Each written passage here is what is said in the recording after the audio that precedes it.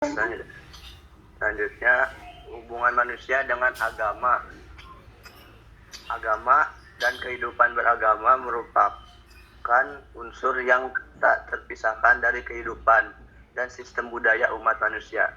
Sejak awal manusia berbudaya, agama dan kehidupan beragama tersebut telah menggejala dalam kehidupan, bahkan memberikan corak dan bentuk dari semua perilaku budayanya. Nah, jadi kehidupan manusia pun memerlukan keteraturan. Oleh sebab itu, penyembahan manusia kepada pencipta merupakan suatu fitrah manusia terhadap agama. Jika manusia mengabaikan fitrah terhadap agama, maka akan menyebabkan kehancuran baik fisik maupun sosial. Sesuai dengan firman Allah dalam surat An-Nur ayat 41. Ini apa namanya? Firman-Nya, tidaklah kamu tahu bahwasanya Allah padanya berasbi yang di langit dan di bumi dan juga burung dengan mengembangkan sayapnya. Masing-masing telah mengetahui cara sembahyang dan tasbihnya, dan Allah Maha mengetahui apa mereka kerjakan. Ayat surat An-Nur ayat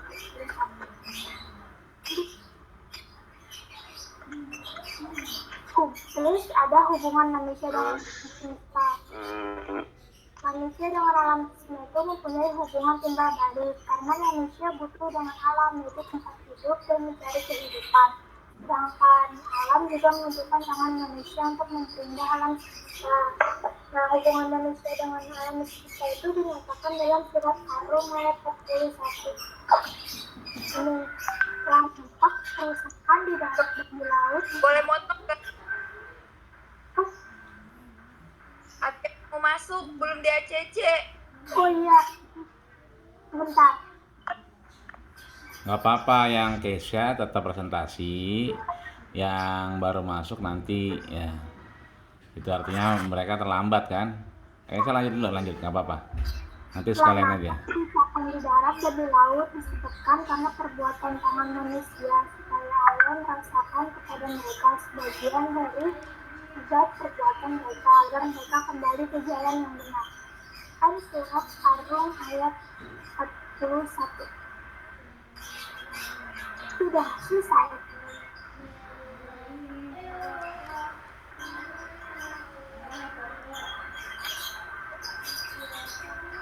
Apakah ada yang ingin bertanya? Ada yang mau nanya? Coba yang itu, yang baru masuk diokekan dulu. Kemudian diulang dalam rangka pointer-pointernya. Diulang pointer-pointernya. Tadi kan sambil dijelaskan. Jadi ulang pointer-pointernya untuk kemudian yang baru masuk juga bisa mengikuti dan menyaksikan. Silahkan dimasukkan dulu yang baru datang agar masuk dulu. Ya, kalau sudah masuk, Kesha dan Rian dikasih pointer-pointer lagi yang tadi, hanya saja pointernya saja. Penegasan. Silahkan. Salwa, monitor ya.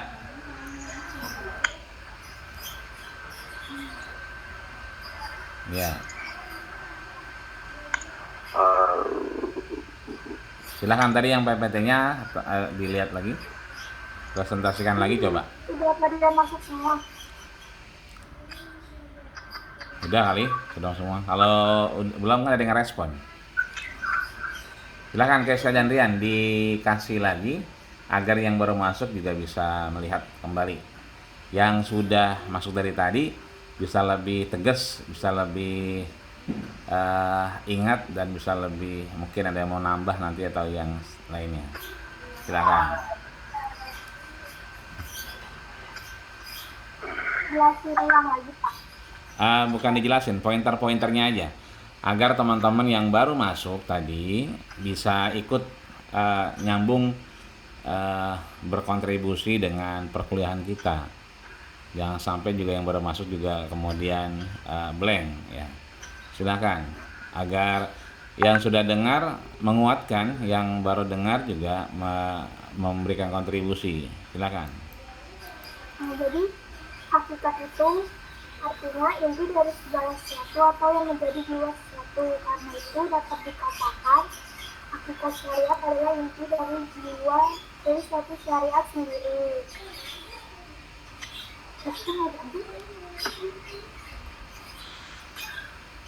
Nah, terus hakikat manusia sebagai khalifah itu dibedakan menjadi 5. Yang pertama makhluk yang diciptakan, yang kedua mukarram yang dimuliakan, yang ketiga mukallaf yang mendapatkan beban, terus yang keempat mukhayyar yang bebas memilih, yang kelima majzi yang mendapat balasan.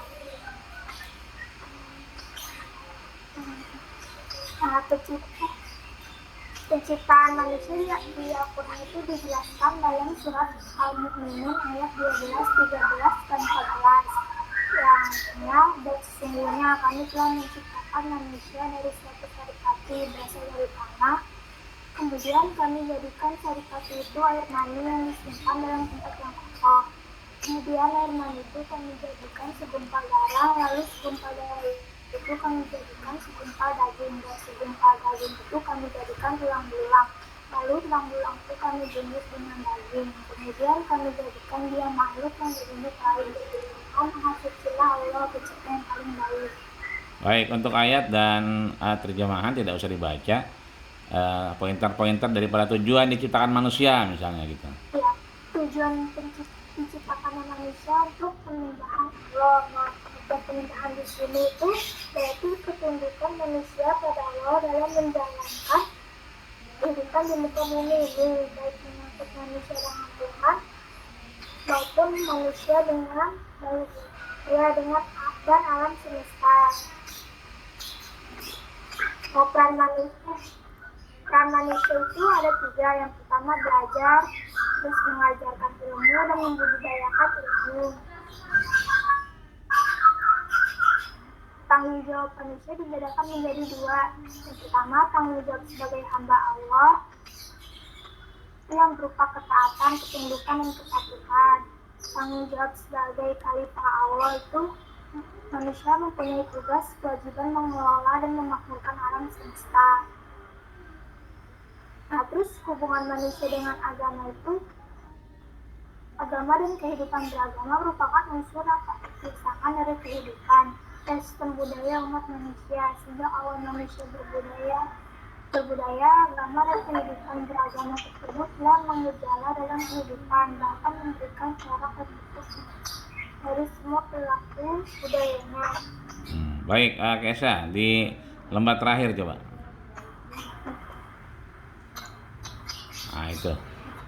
Hubungan manusia dengan alam semesta.